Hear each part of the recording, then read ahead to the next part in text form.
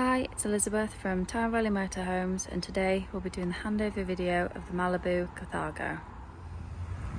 Underneath the van, just behind your step into the habitation door, we've got your wastewater drain off point. So you just want to twist the handle round and then any water in the wastewater tank will drain out.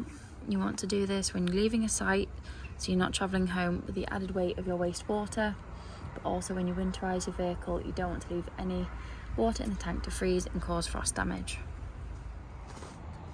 At the back of the vehicle on the driver's side, we've got your freshwater filler point. So you need to take the cap off and then put your hose pipe through there, and then you might need an adapter as some sites just provide a brass tap. When you filled it up, put the cap back on and then always lock it with a key so no one can tamper with your fresh water. At the back of the vehicle at the top, we've got your reversing camera, and then we've got your bike rack. Got your 4 reversing sensors along the bottom there, and then we've also got your LPG tank in the back. Next we've got your hookup point. So when you connect your cable to the vehicle, always lift the cap on the cable and then align it to the vehicle, and then always connect your cable to the vehicle first and then the mains, and then when disconnecting, disconnect from the mains and then the vehicle, so you're never walking around with a live lead. So next we've got your cassette locker, and to empty you just want to bring the spout round, twist the cap off, and then as you're emptying it out you want to press in this orange button, just allows some air in and stops it from glugging. Then you want to swill it round with some clean water, and then you can pop your blue or green liquid in the cap and back into the cassette ready for use again. Just on the outside of your passenger door we've got your diesel filler. So you'll need your ignition key to open up the cap. Just on the outside of your passenger door we've also got your sticker for your ideal tyre pressures, and we've got your bonnet release on the front. Under the bonnet, the main things you want to focus on is your screen washer fluid, your engine coolant and your brake fluid, your oil and your dipstick, and then we've got your negative and your positive if you need to give or receive a jump start, and there's also the weight plate on the front as well.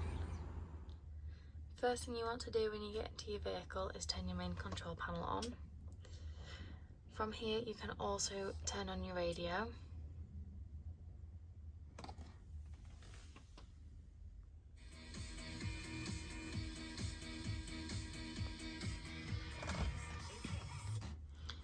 On the far side you can check your leisure battery levels, your fresh water, your wastewater and your vehicle battery levels, and then in the middle here it just tells you that you are hooked up and your leisure battery is charging. Next to your main control panel we've got your heating and hot water. So the first one is your internal heating, and when you want to turn it on you can just scroll to whatever temperature you want. It'll go all the way up to 30 degrees. Whatever you select you just click the button and then you get the little gas flame here. Doesn't mean it's on gas, it just means that the heating is turned on. Up here tells you what your energy source is, so you can scroll across and pick gas, mix of 1 kilowatt of electricity and gas, 2 kilowatts of electricity and gas, or just 1 and 2 kilowatts of electricity. In the middle here is your hot water, so you can have this off, eco, hot or boost. Boost will take the energy away from your heating for half an hour and just focus on hot water, but you can just pop it onto hot, leave it on, and then you will always have hot water ready. Then we've got your fan speed, so you can either have it on eco or high. You can set timers here and then you can change the time as well, and then you do have the spanner setting, so you can scroll through and change a few different things in here. And then this little icon here just means that your vehicle is hooked up. Here we've got the hot water running. You might not be able to see the steam, but it is hot and up to temperature. Here we've got your 2 gas burner hobs working. Just remember that once you turn them off, let the metal fully cool before you put the glass lid down, otherwise it will shatter. To turn your fridge on, you want to twist the dial round and the light will pop on, and then you can choose the temperature by scrolling around on the dial. All you have to do is just clip each hook to the bed.